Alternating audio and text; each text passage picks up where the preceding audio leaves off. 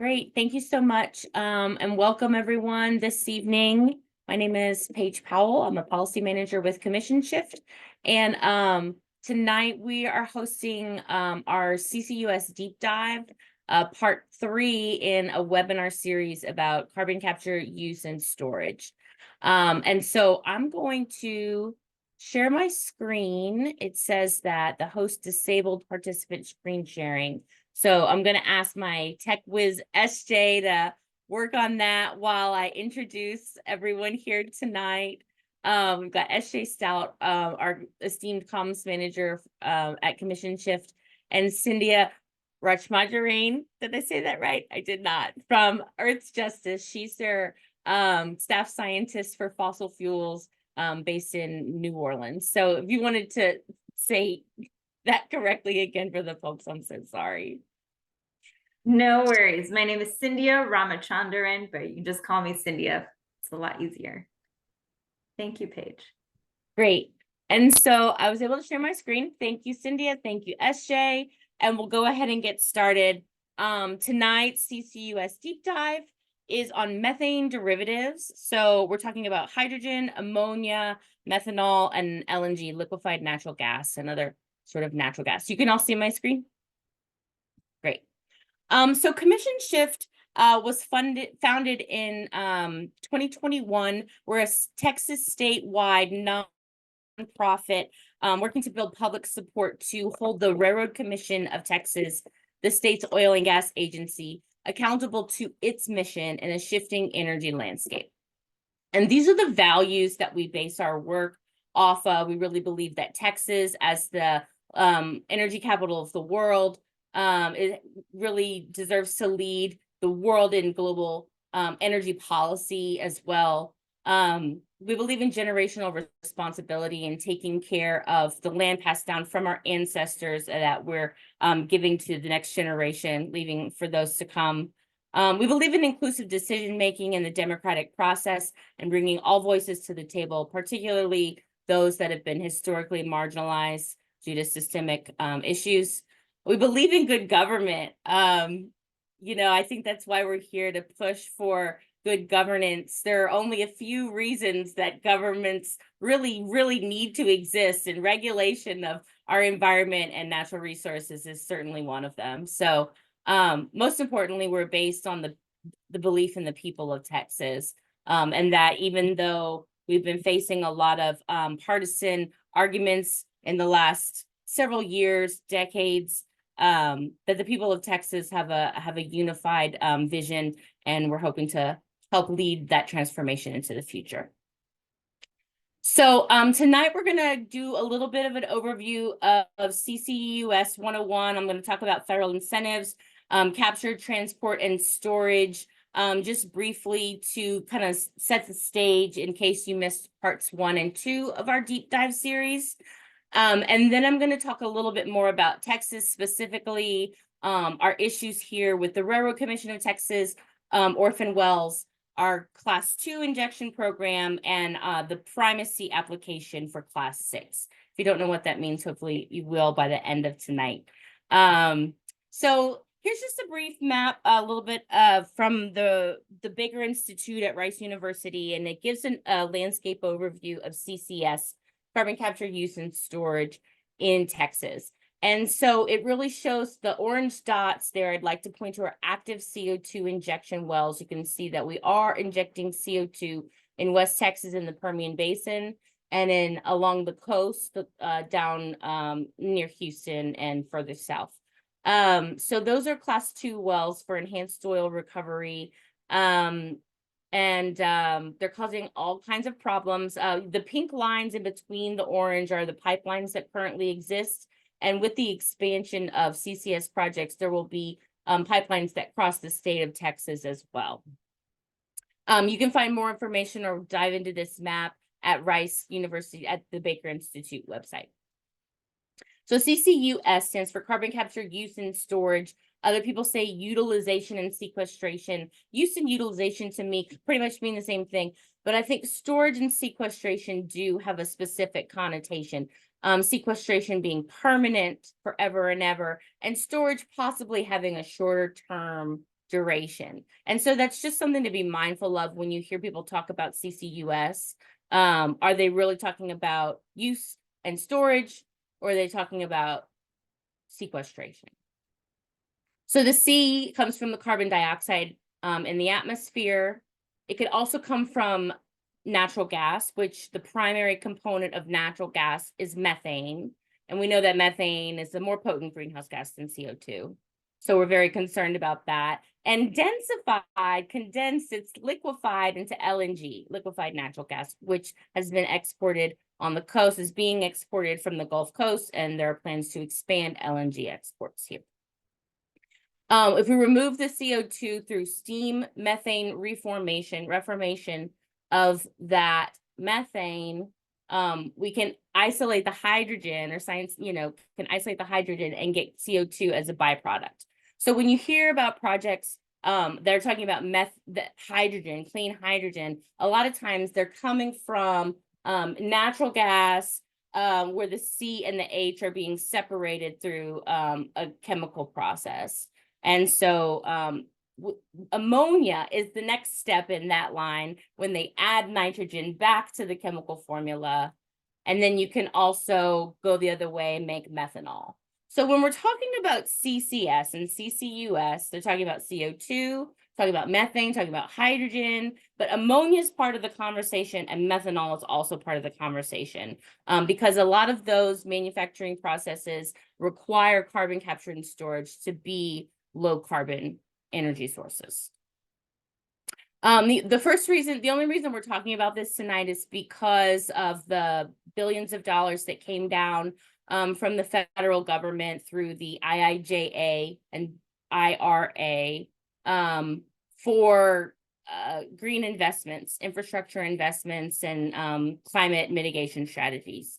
If you're not familiar with those, please look them up, because what they're doing essentially is sending billions of dollars, taxpayer-funded subsidies, to CCS and H2 projects, which is an expansion of the IRS's 45Q program that's been going on for a couple of decades, more than a decade now, which really expanded hydraulic fracturing and Class 2 CO2 injection in West Texas. And this program has been rampant with fraud for the last several years, I think, since its existence, and there's really been no major overhaul or audit of that program. So just something to be mindful of. The IIJA and the IRA are increasing taxpayer-funded subsidies for the build out of a fossil fuel industry waste disposal network. And what this means is more dangerous industrial jobs and infrastructure in already overburdened communities. And so what I glossed over just now was this Justice 40 initiative. So Justice 40 came as an initiative in partnership in conjunction with IIJA and IRA to say that 40% of the benefits of all of this funding and all these programs, 40% of the benefits will go to under-resourced communities, environmental justice communities, communities of color, and low wealth.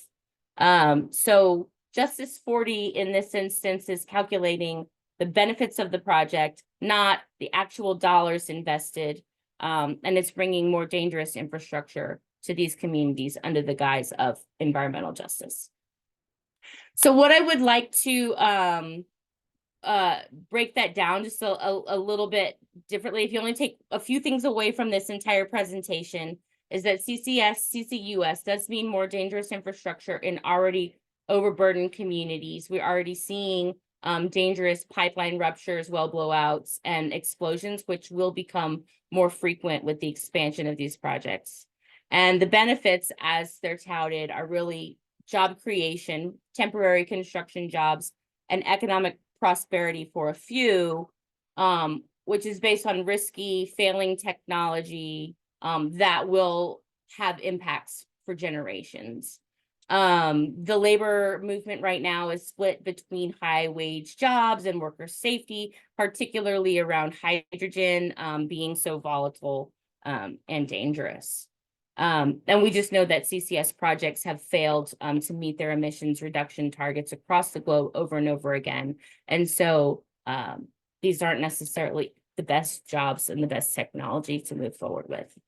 CCUS has been going on for 50 years in the form of enhanced oil recovery, but it hasn't gotten any better and it hasn't gotten any safer during that time. And so investors have been reluctant to expand these projects. There really hasn't been a benefit to doing it. And so now that we're seeing all of these tax subsidies come in to incentivize moving forward with these projects, it's really removing the inherent safety mechanisms present in the free market by undermining that structure, sending an infusion of funds to risky projects that could not be financed otherwise or would not move forward otherwise. And we're also seeing that go towards enhanced oil recovery for the production of more oil and gas, which will create more greenhouse gas emissions. And again, like I said, with 45Q, we really don't have a consistent carbon accounting methodology across the IRS, PHMSA, the Pipeline and Hazardous Materials Safety Administration, the EPA, the Department of Energy. They have not consistently agreed to a carbon accounting methodology. And until we understand, until that's clear at the federal and state level, we're going to see more tax fraud with these sorts of projects. So those are the key takeaways. Hope those were helpful. I just want to go real quick and over capture. We talk about capturing at the source. It can be any of these types of plants or capturing directly from the air. That's direct air capture. And this is really to address legacy emissions, but it's also the oil and gas industry's sort of license to continue to operate because of this negative emissions technology. Petronova is an example of a carbon capture facility here in Texas. This was retrofitted to the W.A. Parish coal-fired power plant. They have 4 stacks producing coal emissions and soot and PM and all of the other stuff. And one of those was a CCS device was put on it. And that one stack has been underperforming over and over again. It's supposed to capture like 95% of the emissions. It's only been at like maybe 60, depending on how you measure it. Every year it's been getting better, but it never got up to 95. It was offline a lot, etc. So even in the best case scenario, it's only capturing 95% of a quarter of the emissions of the entire facility. So by putting CCS carbon capture technology on one stack, we're justifying extending the life of operation for this coal-fired power plant, which is killing almost 200 people in the Houston area every year due to PM, ozone, VOCs, and other air pollutants. So just our homegrown example of how CCS doesn't work. We also know that pipelines can kill. This is a photo from the explosion, the Denbury pipeline rupture in Mississippi just about 4 years ago. Denbury is now owned by Exxon, and they're really looking forward to expanding their pipeline and transportation systems in the Gulf South and across the state of Texas. CO2 is an asphyxiant, so it will kill anyone or anything that it comes in contact with, including a motor vehicle that uses a combustion engine and needs oxygen to run, or animals, livestock, pets, family members, all of that. So there were no deaths in Satarsha, Mississippi. 45 people went to the hospital, and every PHMSA and first responder that's spoken about the incident says that it was a complete fluke, and it was there was a near miss, and there could have been major casualties with that event. You know, it's likely that something like that could happen again, and we won't be so lucky next time. So just something to keep in mind as we're expanding the pipeline network to make sure that these are safe and we don't kill anyone. Pipelines also get eminent domain. And so in Texas, when folks are really, kind of excited about their property rights, or, something to keep in mind, that there are laws that would, force a pipeline on your property if you didn't want it necessarily, or same thing about incorporation of mineral rights for CO2 sequestration and things like that. I'm going to go faster because I know we have Cynthia has a really great presentation. I'm just going to give a little bit of an overview. So for sequestration, we really want 99% storage for 1,000 years. The IPCC, the International Panel on Climate Change, has said that this is the sort of foundational this is the baseline for CO2 storage. And the state of Texas is looking at only requiring liability for 50 years. So there's sort of a gap there between, are we designing CO2 systems, storage systems for a 50-year time frame, for a 100-year time frame, or are we really trying to monitor and sequester this CO2 for 1,000 years to ensure that it stays in the ground and that saves us from a climate crisis? That would mean we'd have to monitor it, right? And make sure that it doesn't move or escape or hurt anybody forever, right? And so we're looking at perpetual monitoring systems would be great. Evergreen new technology that are updated every year. And hopefully there will be more than 50 years of monitoring and enforcement of these wells, since we know that the global standard for sequestration is sequestration for 1,000 years. And the trust fund, the CO2 trust fund at the state of Texas is what's going to fund the Railroad Commission to do all of this monitoring and enforcement. And unfortunately, there are laws proposed in this last legislative session that if and when the CO2 trust fund was found insufficient to cover the costs of the program, that it would not be responsible to carry out those duties. So when there's not enough money in the trust fund, we don't have to keep monitoring or do any remediation. So that's a bit problematic. So who's going to be responsible when things go wrong? Is it going to be the company's fault, that's on the hook, or is it going to be the state and the people of Texas who are paying for that? So these are just some of the liability considerations around long-term storage and who's going to pay for it. Things that could happen with storage is that CO2 injection will increase subsurface pressure, which is we've already seen is causing earthquakes and sinkholes, well blowouts. It could cause groundwater contamination. And when the CO2 plume migrates underground, if it were to move into an aquifer, it would acidify the aquifer, because CO2 and H2O make carbonic acid, a highly corrosive acid that will dissolve steel and concrete as well. So it can dissolve well casings and other things in the subsurface. It can leach toxic minerals out of rocks and other underground formations and sort of move those around. So injection of the CO2 plume and stabilization and making sure it doesn't migrate into sources of drinking water and other underground aquifers, or where we don't want it to go, is really important.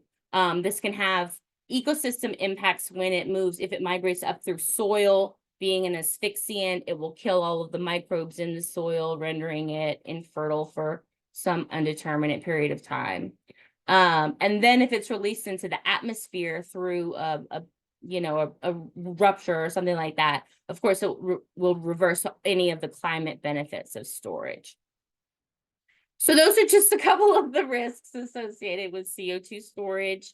CO2 use, which is like for EOR, comes with an additional set of risks, in that when produced water, when CO2 or water flood or any other EOR happens, and they for CO2 injection, for class 2 CO2 injection, they'll do a CO2 flood of the well to get all of the remaining oil and gas minerals from the bottom of the well. But produced water that's already under there with all sorts of fun PFAS, toxic chemicals, forever chemicals, and things like that, acid gases, that comes up as well. And so this produced water, this wastewater, has to be managed. And there's a wastewater injection crisis right now in the Permian, with earthquakes and blowouts and all sorts of problems happening. And so we're seeing, as a result of the current class 2 program, induced seismicity and other sort of like unpleasant outcomes, right? And so this is just a little bit of a chart of those unpleasant outcomes. And you can see in 2001 there, that's when 45Q was first brought online, I'm pretty sure. And so because of this federal tax incentive for fracking for CO2 enhanced oil recovery and storage, we saw more earthquakes happening in West Texas, in the Eagle Ford Shale, and up in the Northeast there as well. So this is from the University of Texas BEG website. You can find more information there. Adding to the problem is the fact that Texas has 7,000 orphan wells, but 113,000 inactive wells, which are wells which have an active operator, but they're not plugged. And so they have emissions for methane and VOCs and benzene and all kind of stuff as well. Some of the inactive wells that have been on the list, have been on the list for over 30 years. The Railroad Commission of Texas will often grant extensions over and over again. And so it's not just the orphan and abandoned wells, it's the inactive wells with active operators that aren't taking responsibility for their wells. And these are avenues for escape for CO2 migration or water. As you can see, some of the geysers and stuff of produced water coming out. P13 wells are another special type of well that was drilled as oil and gas, but it was a dry hole, and so they said no oil there. We'll call it a water well, and we'll transfer it to the landowner. So it's no longer under the jurisdiction of the Railroad Commission; it's under the TCEQ. And so we have one of these in Texas, Lake Beamer, which is like the poster child for a bad orphan well that started under RRC, but it's now under TCEQ's jurisdiction because it's a water well, but it's spewing radioactive material and acid gas. It's got sulfur dioxide coming out of it, and this deadly like salt water coming at 200 gallons per minute. And I think it's like 60 acres at this point. It's been flowing for 20 years. And the Railroad Commission says it's not their responsibility. And the TCEQ is like, well, this is clearly an oil and gas well. We can't handle that. And so this is just like, this is still an ongoing problem in Texas, right? So the most recent catastrophe, like I mentioned earlier, is this uncontrolled well. This was from December. It started spewing, and at the same time, like right before that, there were a couple of magnitude 5.3, 5.4 earthquakes. And so because of that, the Railroad Commission's like, okay, now we've got this geyser, this crack, this huge crevice that opened up in Crane County, and it's now gushing wastewater, and there's earthquakes. They issued a ban on wastewater injection, a no-fly zone, and all of these articles are like, they're struggling to deal with the wastewater. So now there's this ban on like wastewater injection, and they're talking about millions of barrels a day. And so it's like, where do you put this wastewater now? Where does it go? So Midland also like sort of concurrently, where Midland's right there in the heart of all of that, right? They've been contesting this wastewater disposal permit at the state with the Railroad Commission for over a year, because they feel like it's drilled too close to their reservoir, their water supply, and it could contaminate it. This is the second time they've already had to this is their second water supply because their first one got contaminated. So these are the articles that came out on Inside Climate News in November and December talking about the wastewater problem, the produced water problem. And so finally, the city of Midland decided to settle out of court with the produced water injection company. This was just last week on the 5th, because they said that they weren't guaranteed to get a good outcome with the Railroad Commission. They didn't know how it was going to go. And so they decided just to settle. And so they get, I think, like $4 million a year, and then like 40 million every 10 years. I forget the numbers. You can go find the article and read it. But basically, Midland is like, okay, you can drill here. You just have to pay us so that we can import our water once it gets, poisoned or whatever. So That same day, they issued a boil water notice. And then a couple of days later, put out this statement saying that there were dangerously high levels of arsenic in the drinking water. And it's okay, it's only 10% over the level, the threshold that EPA sets for safety. And by the time they dilute it with the rest of the drinking water supply, it'll be even lower percentage than that. So Midland's already got arsenic in their drinking water. They're selling the rights to dispose water near their well. And there's a produced water disposal crisis in the Permian. So that's the news for 2024. Our question that we're asking is, if the Railroad Commission is allowing things to rot out and blow out and can't properly manage its current Class 2 injection program for enhanced soil recovery and wastewater disposal, what is going to happen to the carbon sequestration wells of the future? These ones that are supposed to be secure for 1,000 years, right? And so that's the Class 6 well, right? That's this new program. And so the state of Texas Railroad Commission has applied for primacy, or primary enforcement authority, primary permitting authority, to grant permits for Class 6 wells in Texas. And we don't think they should have that authority. And so we put out a petition to tell the EPA, don't give the Railroad Commission Class 6 primacy. We think it could jeopardize the safety of the drinking water in Texas. And if you like to drink water and you think you're going to want water in the future, maybe consider signing our petition and sharing it with your friends.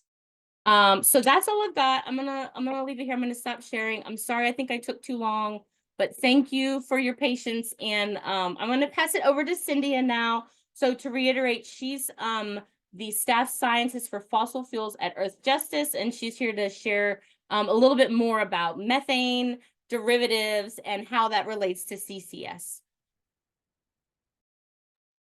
Thank you so much, Paige. Your presentation was very informative. I didn't know all of those specifics about Texas. Let me share my screen. 1 second. Okay. And whoops. And go into presentation mode. No. There we go. All right. SJ, do you want to put out the first poll? So to check if everybody's awake, because I know it's kind of late, we have a little question for you. How much do you know about blue hydrogen? I'll give you just a minute or so for folks to answer. I think we have 20, 30 people.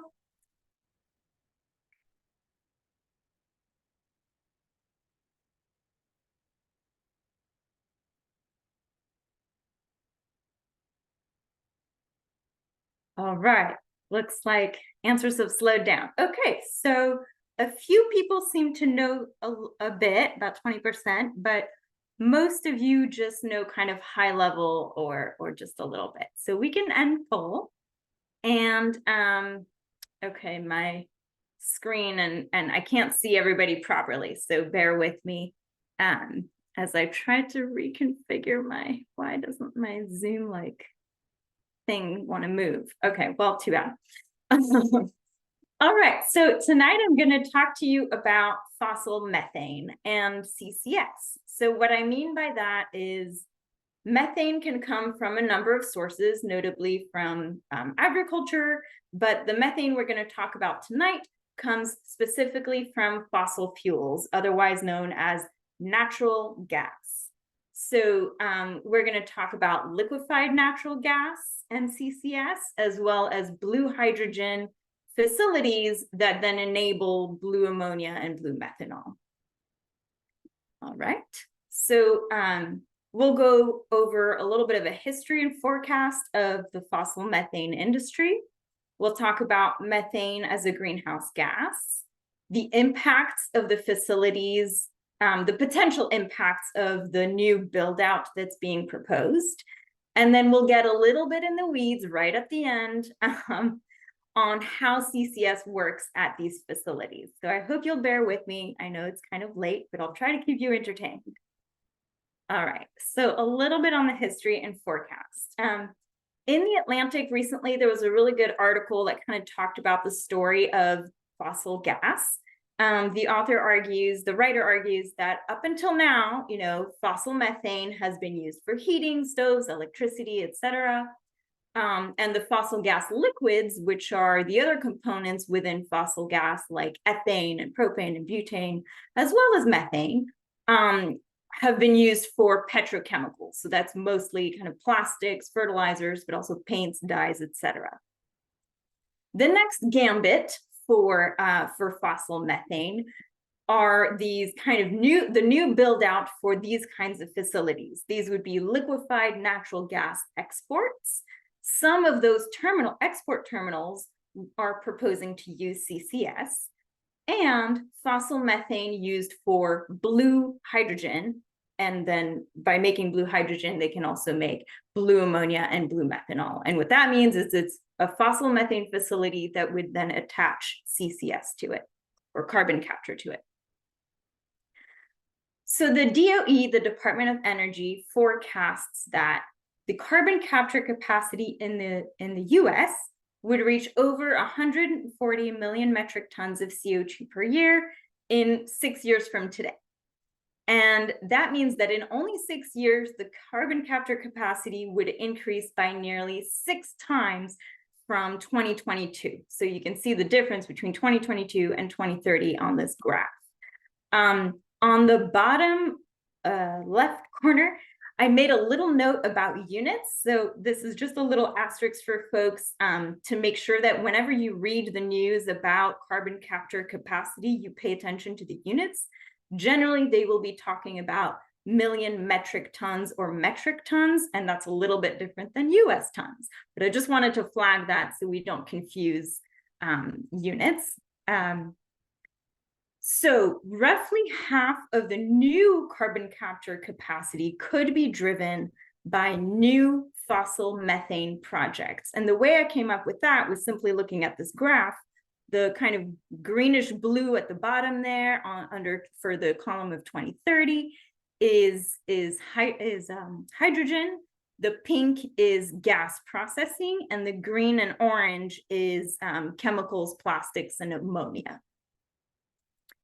But as Paige explained in her presentation, most CCS projects to date have yet to achieve their advertised carbon capture rates. And I've linked here a report by IEFA, and I'm blanking on their actual name right now, that you can look into to get some additional information on how projects have failed to achieve those rates so far. This is a map of announced projects, CCS projects in Texas. This is an approximate list. It was made in October 2023 by the Oil and Gas Watch. So some of these projects might have changed, or some new ones might have been added since then. But just so you get a sense of the build out that's coming, the red dots are carbon capture from industry at a point source, so specifically at a facility. The green are the direct air capture. We're not going to focus on that in this presentation. And then the sequestration hubs are what Paige was talking about, the class 6 wells, where they would sequester the CO2 for long-term storage or permanent storage. This is a partial list. I couldn't fit the whole list on the screen here, but in blue are the ones that have to do with fossil methane. So as you can see, a lot of the proposed build out count on fossil methane to drive CCS and decarbonization goals of the country and of Texas. So what does blue mean? I'll just provide quick definitions here. Gray hydrogen. So when we've historically made gray hydrogen, that simply means that we've produced hydrogen from fossil methane without controlling the greenhouse gas emissions.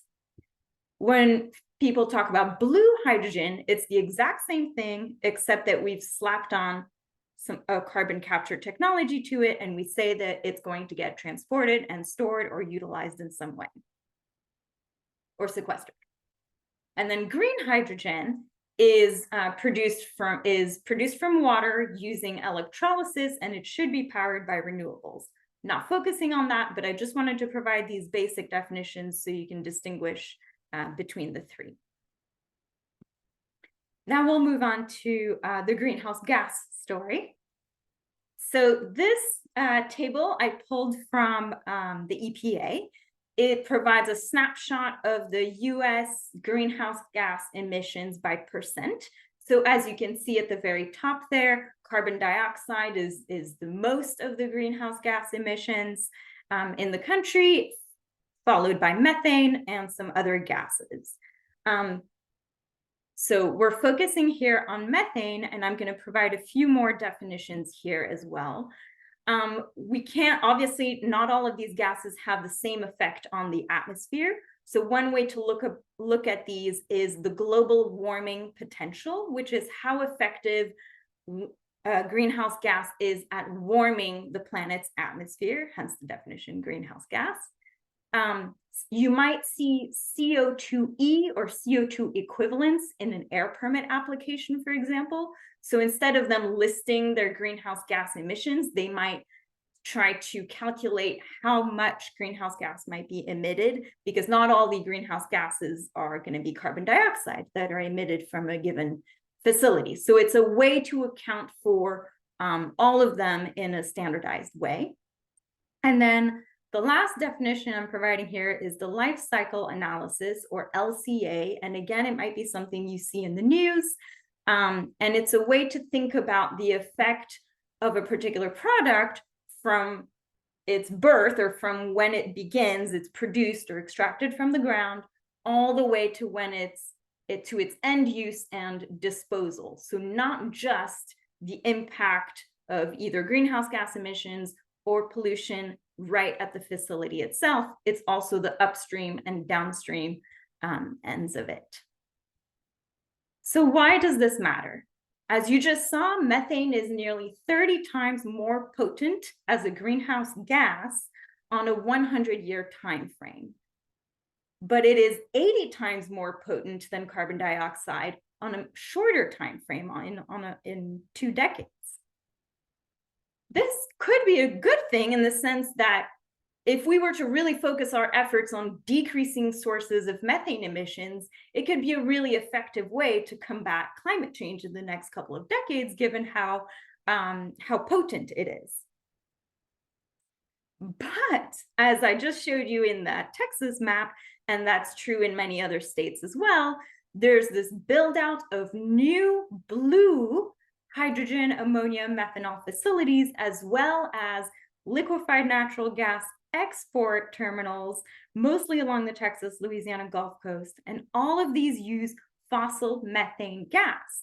And so this new build out could threaten our ability to slow climate change and all of its negative impacts. And I linked here another report by IEFA that gets into some calculations about the methane and hydrogen for greenhouse gases. Sorry. And then lastly, CCS, or carbon capture, really only handles carbon dioxide, not the other greenhouse gases, and only at the facility source. It does not handle any of the other greenhouse gas emissions at the facility or upstream and downstream. So you may have heard in the fall, the Department of Energy announced a number of what they call regional hydrogen hubs all over the country. These hubs are supposed to help us with our decarbonization goals, meaning reducing the United States greenhouse gas footprint. But as you can see, on the left here is green hydrogen, and on the right is blue hydrogen, which means that 80%, so this is roughly 80%, would actually come from fossil methane. The CCS build out would come from fossil methane. Not only that, but the high velocity hub is the one that is proposed in Texas. And according to Bloomberg, the blue hydrogen that is produced by the high velocity hub clearly outweighs all of the other all of the other blue hydrogen production or fossil methane based CCS capacity. So I'm going to walk you through a little life cycle analysis, and I am not a fancy graphic designer, so you'll have to put up with my power using PowerPoint boxes and arrows. So first you extract the fossil gas. The fossil gas, when it comes out of the well, is composed of a mixture of things like methane, obviously, carbon dioxide, but also ethane, propane, and some impurities like hydrogen sulfide and things like that. So the next thing that needs to happen is that fossil gas needs to be processed so that you can separate out all the gases and remove the impurities.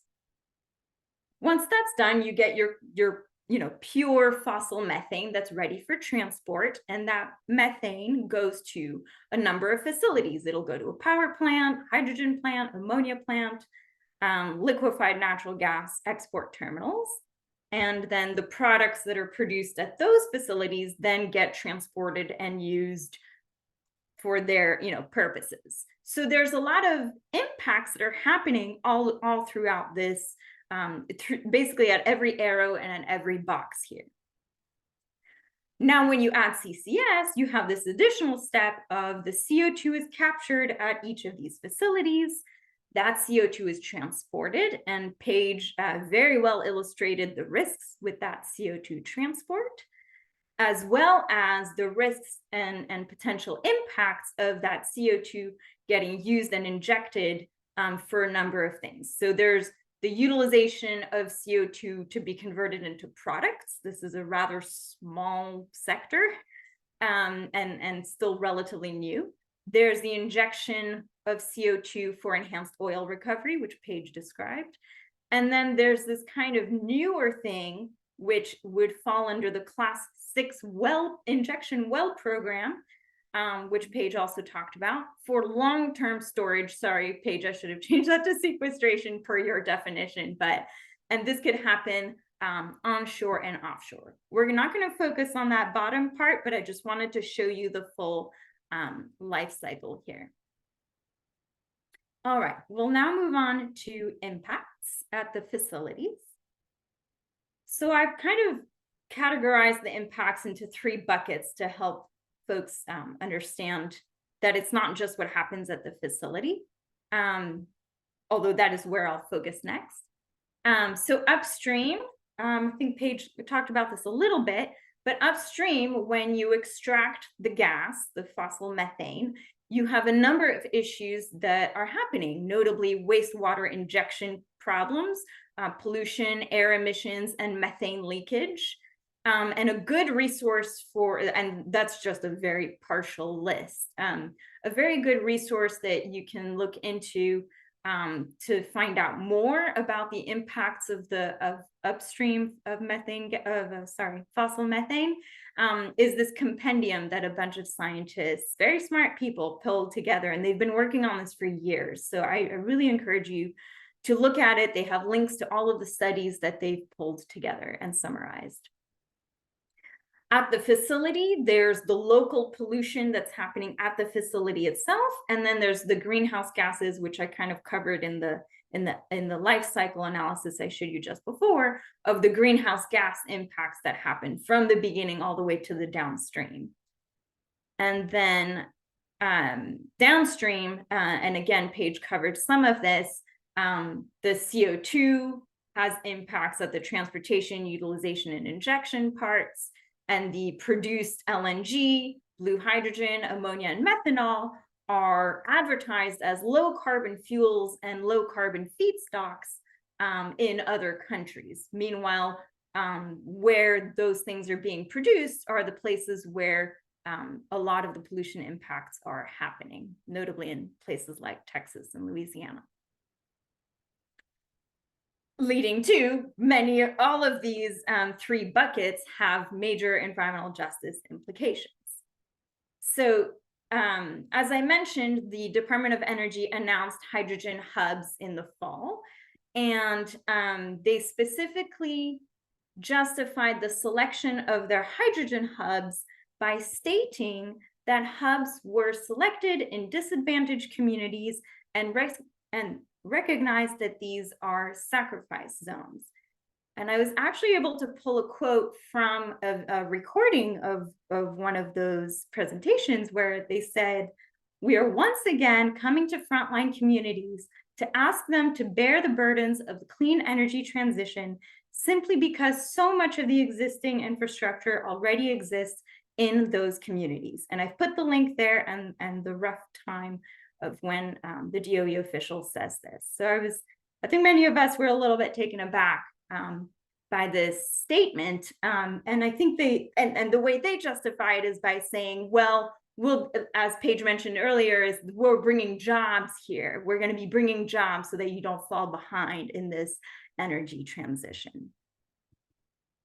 So we don't have time to get into all these case studies, but I put the links here for a few examples of facilities that are proposed in areas that are already burdened and that are largely EJ communities. And so I'll let you click through those on your own time, or feel free to look them up. Okay, so the facility impacts, you can also break those down into kind of three categories.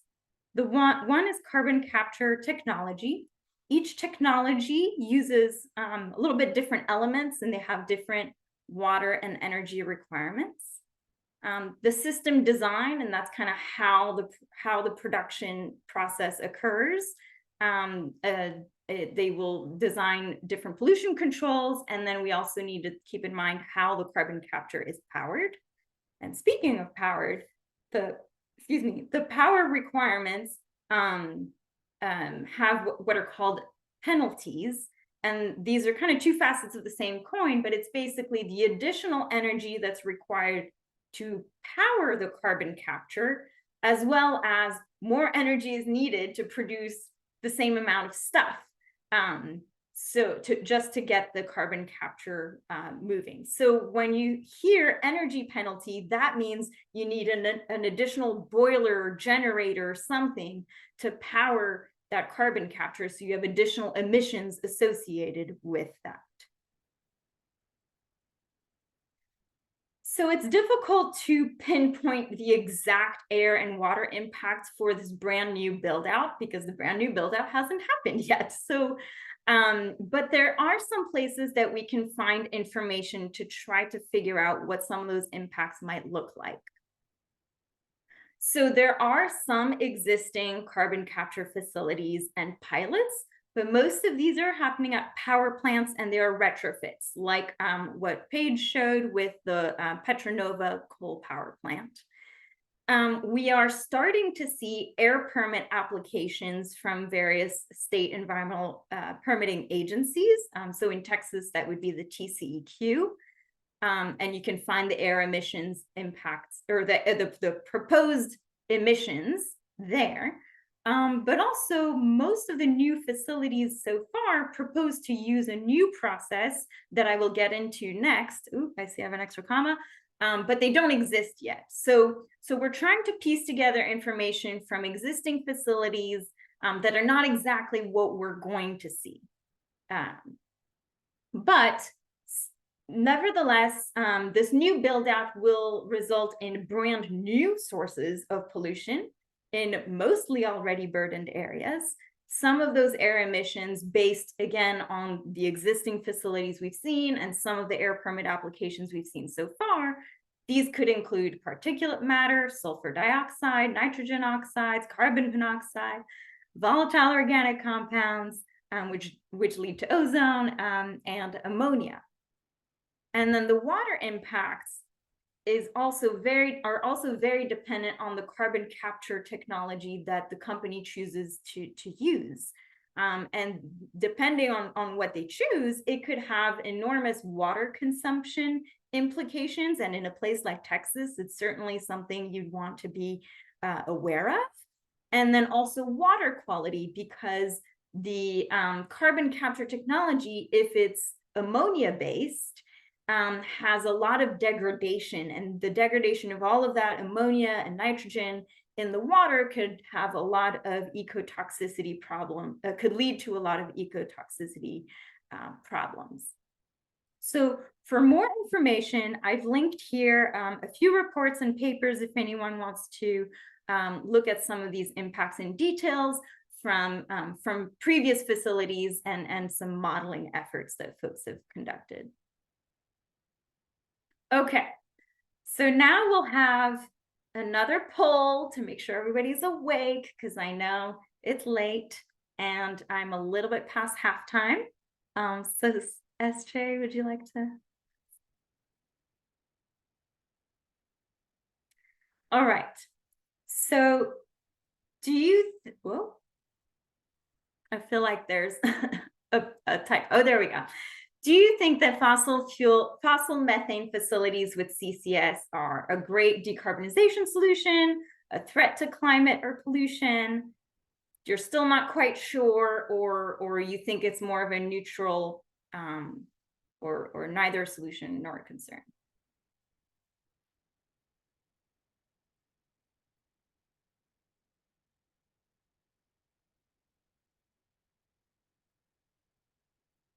Okay.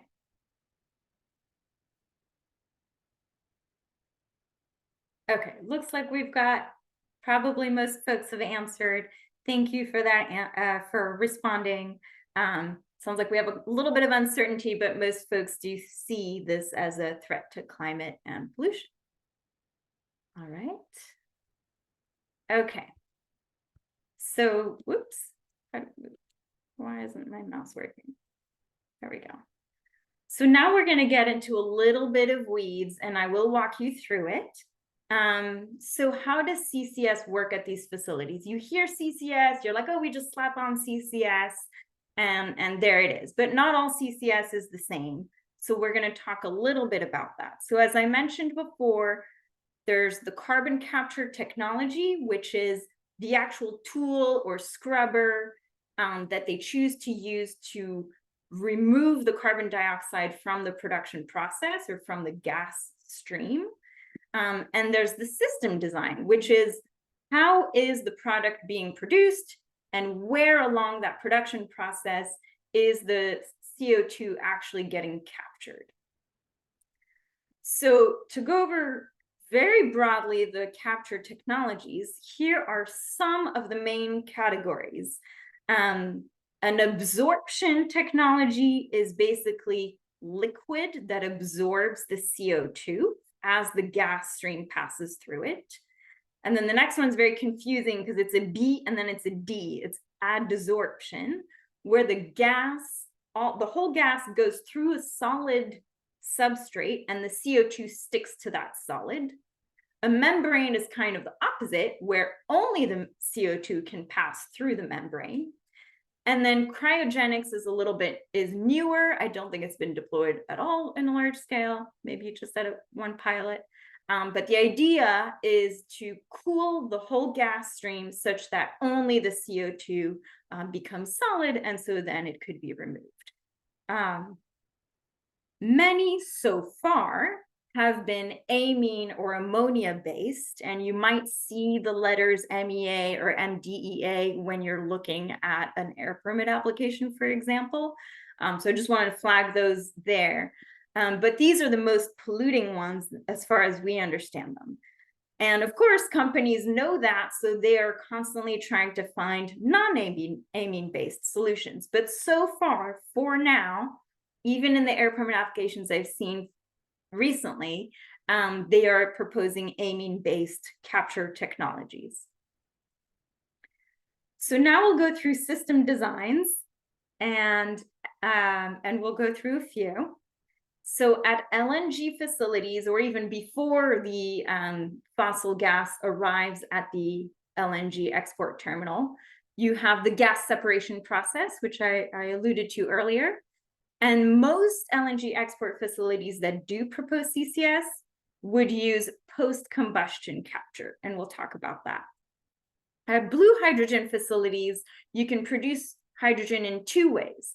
One is called steam methane reforming, and the second one is called autothermal reforming. And the smaller pre-combustion oxy-fuel is kind of the equivalent terminology for power plants, in case some of you are more familiar with that world.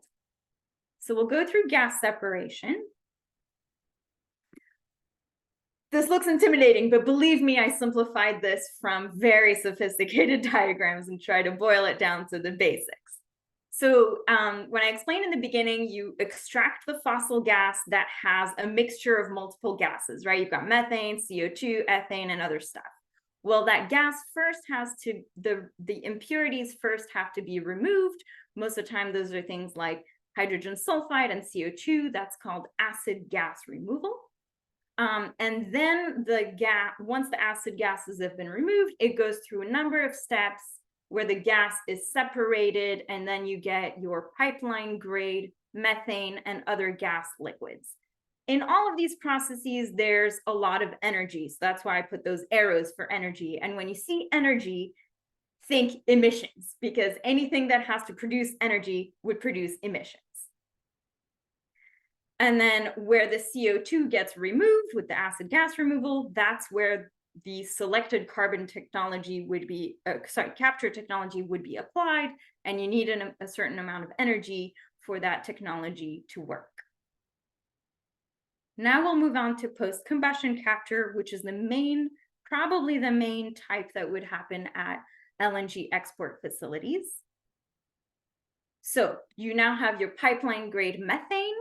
It is liquefied, which means it's put under intense pressure and it is cooled to -260 degrees Fahrenheit. And then you have your liquefied natural gas that is put on a giant ship and sent out to European countries and Asian countries and whoever else wants to buy it from us.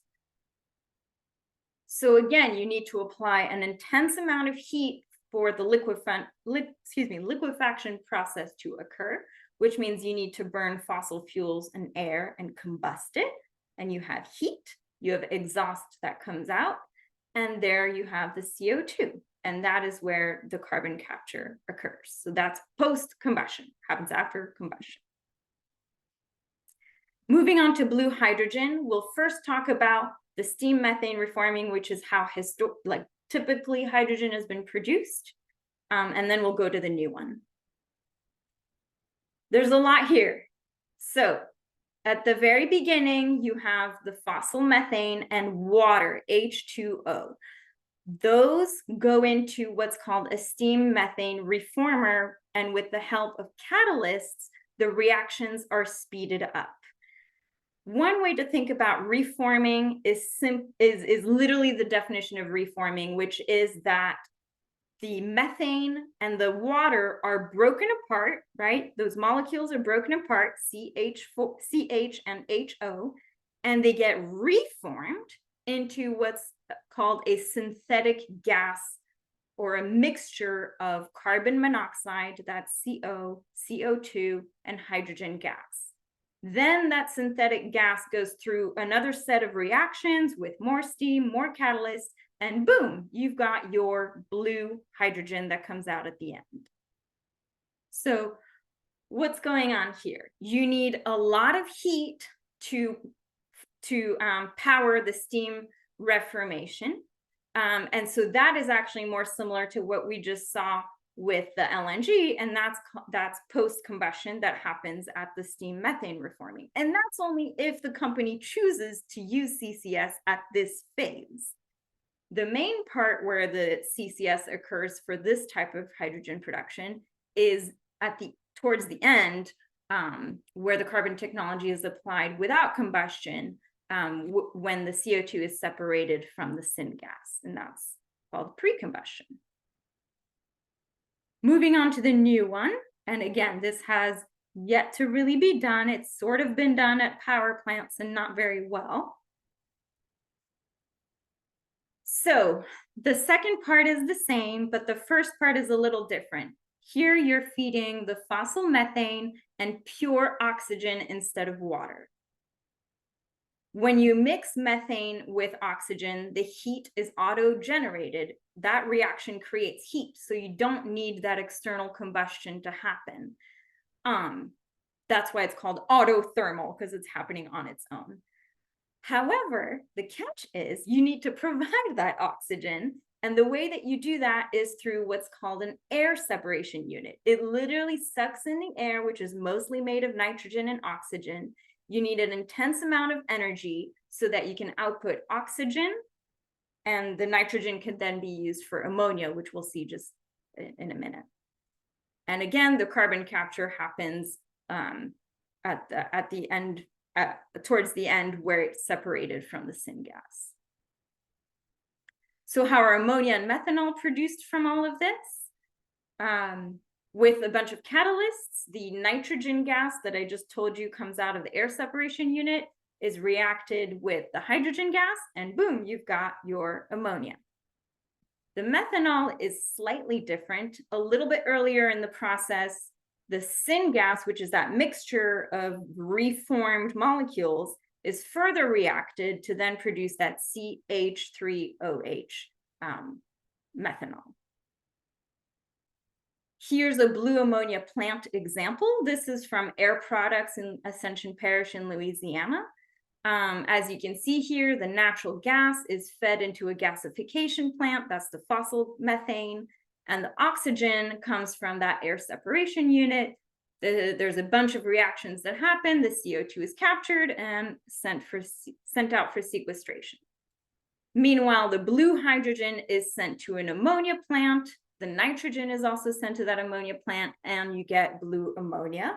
And the blue hydrogen, any excess, actually, it's not very clear how much is split between blue hydrogen production and blue ammonia production. But a lot of blue ammonia plants, blue hydrogen, blue ammonia plants are set up in this way, would be set up in this way. In methanol, it's similar, but has a slight difference. You provide the fossil methane gas, the oxygen from the air separation unit. It goes through that first step, the autothermal reformer, and then the syngas goes through a bunch of reactions to produce methanol. The CO2 is sent out for sequestration, and the methanol is sent out to be sold. So after all of that, I hope you wake up again, because now the exciting stuff happens. So it might sound a little bit discouraging, but a really good way to keep up with this is to sign up for some of these things and to also check your environmental agency's website. So here I put the link of the TCEQ, where you can find the air permit applications and water discharge applications. But the TCEQ's website is not super duper user friendly. So you've got some fabulous organizations that are doing a lot of permit tracking work. And I've linked those here as well. Air Alliance Houston created Airmail, which is a tracker for air permits and notices in all of Texas. I think you can just type in your zip code, and you could also sign up for alerts. And then the Environmental Integrity Project maintains the Oil and Gas Watch database, and you can filter for the types of projects you're interested in, like blue ammonia and blue hydrogen, for example, or LNG. And you can sign up for their newsletter here. I find it's a very helpful place to look at. And then there's a coalition in Louisiana that's been working on a permit tracker. For right now, it's still in progress, but for right now, it has coastal use permits, which are specific to the very fragile coastal zone in Louisiana. So we're trying to keep an eye on facilities that are proposed there. And with that, I'll end it at 35 minutes. I hope you stayed with me, and I'll stop here. I'll stop sharing. Thank you so much, Cynthia. That was wonderful. And SJ, maybe you'd stop the recording. I think that was